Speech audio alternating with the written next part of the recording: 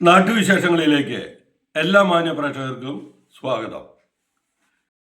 All India Veerashaiva സഭ സംസ്ഥാന general body യോഗവും സി മുരുകൻ അനുസ്മരണ സമ്മേളനവും പാലക്കാട് ആണ്ടിമഠം ശ്രീ പാഞ്ചാലിയമ്മൻ ഹാളിൽ വെച്ച് നടന്നു.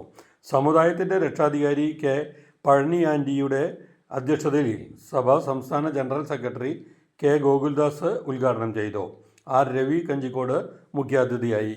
കേരളത്തിലെ പിന്നോക്ക വിഭാഗങ്ങളിൽ അതിപിന്നോക്കം നിൽക്കുന്ന വിഭാഗങ്ങൾക്ക് പ്രത്യേക സംവരണം നടപ്പാക്കണമെന്നും ബോർഡ് കോർപ്പറേഷനുകളിൽ സമുദായ അംഗങ്ങൾക്ക് പരിഗണന നൽകണമെന്നും സമുദായത്തിലെ എല്ലാ ഉപവിഭാഗങ്ങളെയും ചേർത്ത് ഒറ്റ നാമധേയത്തിൽ വീരശൈവ എന്ന ജാതി സർട്ടിഫിക്കറ്റ് നൽകുക, സമുദായത്തിലെ എല്ലാ ഉപവിഭാഗങ്ങളെയും കേന്ദ്ര OBC ലിസ്റ്റിൽ ഉൾപ്പെടുത്തുക എന്നീ ആവശ്യങ്ങൾ സംസ്ഥാന ജനറൽ സെക്രട്ടറി കെ ഗോകുൽദാസ് ആവശ്യപ്പെട്ടു. ഇത് സംബന്ധിച്ച് മുഖ്യമന്ത്രിയെ നേരിൽ കണ്ട് നിവേദനം നൽകുമെന്നും അദ്ദേഹം പറഞ്ഞു. സംസ്ഥാന പ്രസിഡന്റ് സി മുരുകൻ്റെ അനുസ്മരണ സമ്മേളനവും നടന്നു. യോഗത്തിൽ പ്രസിഡന്റിൻ്റെ ഒഴിവിലേക്ക് മുതിർന്ന സമുദായ അംഗമായ കെ പഴനി ആൻറ്റിയെ നോമിനേറ്റ് ചെയ്തു. യോഗത്തിൽ Sivasankaran Arani, A Pradeep Kulappally, K Ramesh Babu, N Kuttan Kannadi, VP Lathika, A സംഗീത എന്നിവർ പ്രസംഗിച്ചു. ആഗസ്റ്റിൽ സംസ്ഥാനതല പ്രതിഭാ പുരസ്കാരം 2026 പാലക്കാട് വെച്ച് നടത്താനും യോഗം തീരുമാനിച്ചു.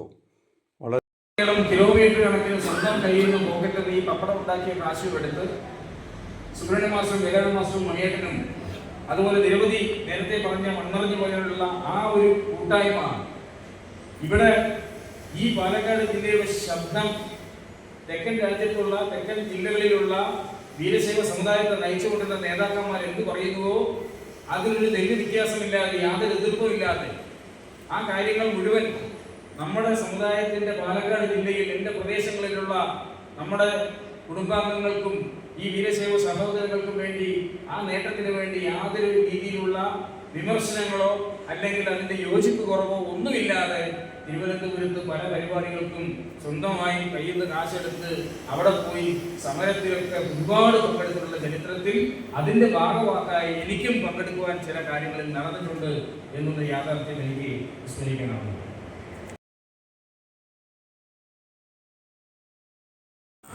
നാട്ടിലെ വാർത്താ സ്പന്ദനങ്ങൾ ഞങ്ങൾ ജനങ്ങളിലേക്കും അധികാരികളിലേക്കും എത്തിക്കുന്നു.